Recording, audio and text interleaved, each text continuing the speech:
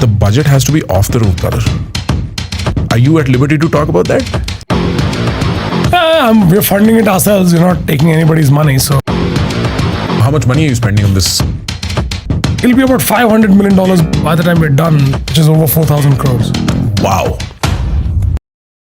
Even तो इस रामायण का बजट नोलन की ओडिसी से भले ही काफी ज्यादा हो, बट देखने पर तो नोलन की ओडिसी ज्यादा प्रैक्टिकल और एपिक लग रही है। हाँ, वो अलग बात है कि गालियां दोनों को बराबर ही पड़ रही है, क्योंकि जब से नमित भाई ने रामायण के बजट पर ये 4000 करोड़ वाली बकचोदी की है, तब से इंटरनेट पर हर कोई उनके पीछे ही पड़ चुका है। हर कोई जानना चाहता है कि आखिर नमित, नितेश, रणबीर ऐसा क्या बना रहे हैं जिसमें जेम्स कैमरॉन की अवतार एंड नोलन की हर फिल्म के बजट से भी ज्यादा बजट चाहिए। बट इतना मैसिव बजट रामायण जैसे प्रोजेक्ट के लिए is not the problem until we saw this teaser, जिसको देखने के बाद मोस्ट ऑफ द इंडियंस का ये रिएक्शन था। कहाँ उड़ाया इतना ढेर सारा पैसा। एंड 4000 करोड़ के इस मैसिव बजट का अंदाजा तुम इस बात से भी लगा सकते हो कि मूवी में वानर सेना की मूवमेंट, लाइक वो कैसे वॉक करेंगे, कैसे फाइट करेंगे, एंड ये सब एकदम ऑन पॉइंट हो सके, इसके लिए नमित भाई ने टेरी नॉटरी को हायर किया है, जिनका प्राइम वर्क तुम Planet of the Apes trilogy में देख सकते हो। And alongside Terry Notary, Guy Norris को भी ऑन बोर्ड किया गया है, who is a very known action director, जिन्होंने Mad Max and the Suicide Squad जैसी मूवीज पर भी काम किया है। एंड मूवी के म्यूजिक के लिए तो इन भाई साहब को हायर किया गया है, जिनका काम जग जाहिर है। फिर भी अगर तुम इनके बारे में नहीं जानते हो तो जस्ट गूगल इट। ऑल्दो इस मूवी का मोस्ट ऑफ द बजट इसके वीएफएक्स, सीजीआई और प्री प्रोडक्शन पर खर्च होने वाला है। और अगर तुम तक ये खबर ना पहुंची हो तो मैं बता देता हूँ कि रामायण की ग्लोबल डिस्ट्रीब्यूशन का काम वार्नर ब्रदर्स को मिल चुका है, जो अपने नेटवर्क का यूज करके इसे यूएस, कनाडा जैसे मार्केट में डिस्ट्रीब्यूट करेगा। ऑल्सो ये movie middle east, Japan and China जैसी कंट्रीज में भी रिलीज होने वाली है, जो कुछ प्रीवियस इंडियन मूवीज के लिए बड़ा ही अच्छा प्रूव हुआ था। और यही सेम काम को इंडिया में करने के लिए हमारे नमित भाई ने मल्टीपल प्रोडक्शन हाउसेस को ऑनबोर्ड करने का प्लान किया है for different languages and regions. And जैसा कि हम जानते हैं that India is a multilingual nation, तो अगर मूवी खराब हुई तो गाली हर भाषा में पड़ेगी। And according to some reports, Namit भाई ने इसके हिंदी राइट्स के लिए ही 450 करोड़ की डिमांड रखी है, और वो भी सिर्फ इसके पहले ही पार्ट के लिए। अरे मुझे चक्कर आने लग गया अब। एंड नमित भाई की ये डिमांड एसआरके की upcoming film king, Pushpa 2 and RRR के हिंदी राइट से ऑलमोस्ट 2 से 2.5 गुना ज्यादा है। और ये जो वार्नर ब्रदर्स वाली हाइप है डिस्ट्रीब्यूशन की, I am not completely sure about that ये कितना इस मूवी को पुश करेगी, क्योंकि आज से 17 साल पहले भी ऐसी ही हाइप क्रिएट की गई थी एक अनदर इंडियन मूवी के लिए, which was fell down very badly. And जहां दुनिया मार्टिन स्कॉर्सेसी जैसे लेजेंड को ट्रोल कर रही है एआई यूज करने के लिए, वहीं नमित भाई इस एआई को एक अलग ही लेवल पर यूटिलाइज करने वाले हैं। जहां कहा जा रहा है दैट रामायण मूवी को अराउंड 45 लैंग्वेजेस में डब किया जा रहा है with the help of AI, जिसे डीना खुद ही हैंडल करने वाला है। बट ये चीज मुझे तो थोड़ी गिमिकी लग रही है। हाँ, मतलब अच्छा ही होगा, जस्ट बिकॉज मैंने ऐसा कोई एग्जाम्पल नहीं देखा, तो गिमिकी तो नहीं होगा। और यार, तुम लोग मुझे कमेंट्स में कितनी भी गालियां दे दो, बट मुझे स्टिल लगता है that Indian epic like Ramayan बनाने के लिए SS Rajamouli would have been the only perfect choice of his generation in Indian cinema. And just think about that कि हमें किस लेवल का आउटपुट देखने को मिलता अगर ये 2 इंडिविजुअल्स इस प्रोजेक्ट के लिए साथ आ जाते, और पिछले 7 जन्मों से इंडियंस के ऑस्कर जीतने का जो सपना है, शायद इस कोलैबोरेशन से पूरा हो जाता।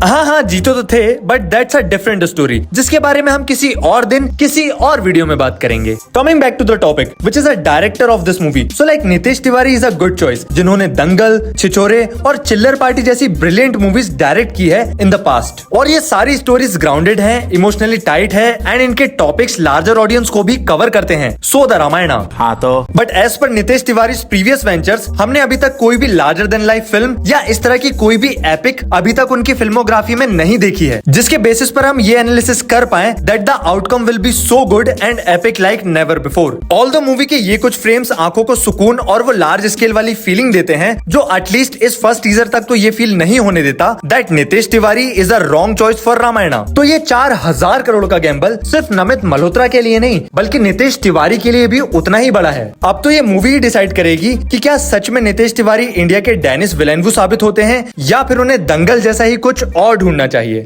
Mutton, paya, beef. Red meat. Yeah. I'm a big beef guy. आज से 15 साल पहले रणबीर कपूर को भी नहीं पता होगा कि इस एक स्टेटमेंट की वजह से उसे लाइफ टाइम हेट मिलेगी, फिर चाहे वो इंडिया का बेस्ट एक्टर ही क्यों ना हो। नो डाउट रणबीर कपूर ने over the period of time ये प्रूव कर दिया है that he is a genius of his craft. But internet पर रणबीर कपूर के अगेंस्ट एक हेट कैंपेन तुम्हें हमेशा देखने को मिल जाएगा जब भी उसका कोई न्यू प्रोजेक्ट अनाउंस या रिलीज होता है। ऑल्दो ये हेट कैंपेन कभी भी उसकी मूवीज के बॉक्स ऑफिस को अफेक्ट नहीं कर पाया, स्टिल इंटरनेट पर और ऑन ग्राउंड भी कुछ ऐसे लोग हैं जिन्हें Ranbir Kapoor as Ram wrong choice लगता है। कौन है ये लोग?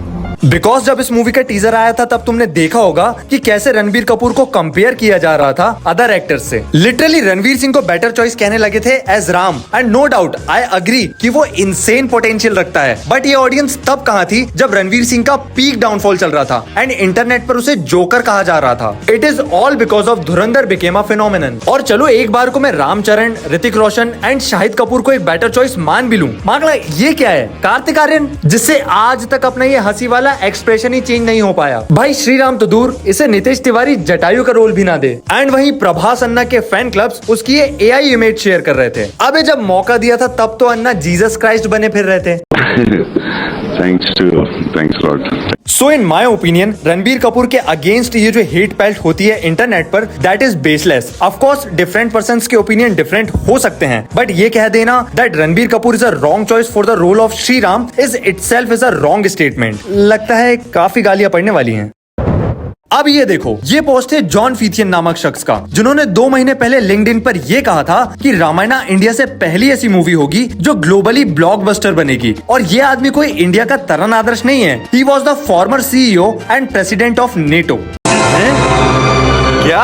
नहीं, ये वाला नहीं, ये वाला। इन्हें तुम फिल्म बिजनेस और थिएट्रिकल मूवी रिलीज का वॉरेन बफे भी कह सकते हो। एंड ये पर्सन ही वो ब्रिज था जिसने नमित भाई एंड वॉरेन भाई आई मीन वार्नर ब्रदर्स की रामायण डिस्ट्रीब्यूशन वाली डील को क्रैक करने में हेल्प की थी। ऑल्दो नमित भाई की इतनी सब बिजनेस स्ट्रेटेजीज के बाद भी there is a big but, जहां ग्राउंड रियलिटी ये है कि यूरोपियन एंड अमेरिकन ऑडियंस ज्यादा फेमिलियर है Greek and Norse mythological epic से, जो कि वर्ल्ड वाइड पॉपुलर भी हैं। But Ramayan is not familiar with many of these regions.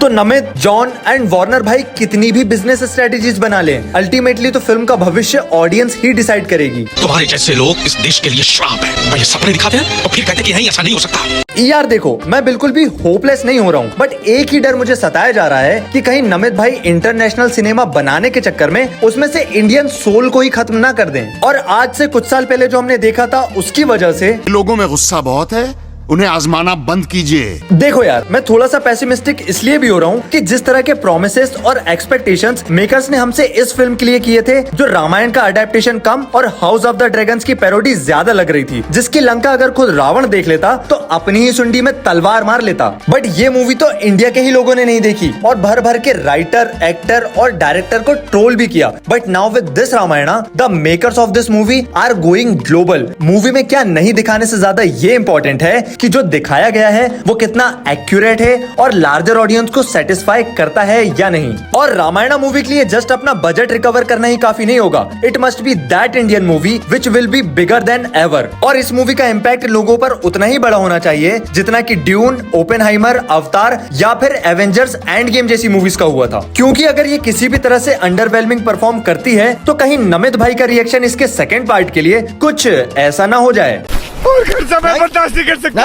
नहीं और खर्चा। और काफी लोगों के माइंड में रामायणा को लेकर ये क्वेश्चन भी जरूर आता होगा कि अगर ये मूवी बॉक्स ऑफिस पर वर्क कर जाती है तो क्या ये मूवी इंडियन सिनेमा के लिए एक ग्लोबल शिफ्ट होगी? क्या इसके बाद हमें इसके जैसी और भी लार्जर देन लाइफ और इंटरनेशनली सक्सेसफुल मूवीज देखने को मिलेगी? तो इसकी गारंटी मैं नहीं दे सकता। I mean, हाँ, हमें और भी कई अच्छे अनाउंसमेंट और प्रोजेक्ट्स देखने को मिलेंगे after the massive global success of this Ramayana, but that quality number will be very less. And ये मैं क्यों कह रहा हूँ वो तुम इस बात से भी समझ सकते हो कि हमारे यहाँ ऐसे ऐसे डायरेक्टर्स और प्रोडक्शन हाउसेस एग्जिस्ट करते हैं जो सिर्फ कैश ग्रैबिंग मूवीज बनाना चाहते हैं। अच्छी मूवीज बनाने से इन्हें कोई लेना देना नहीं है। फॉर एग्जाम्पल, धुरंधर की मैसिव सक्सेस के बाद भी हमें अल्फा एंड टॉक्सिक जैसी मूवीज देखनी पड़ रही हैं। ये सब क्या देखना पड़ रहा है? अच्छा है मैं अंधा हूँ। तो नमित भाई ने अपने ऑस्कर विनिंग काम से और इतने सालों में जो हॉलीवुड से कनेक्शंस बनाए थे उसकी वजह से बड़े बड़े नाम तो रामायणा मूवी से जोड़ दिए हैं। बट अगर वो इस मूवी में इंडियन इमोशन, रामायण की जो कोर ऑथेंटिसिटी है उसे इंटैक्ट कर पाएंगे, तभी वो ये 4000 करोड़ जस्टिफाई कर पाएंगे, वरना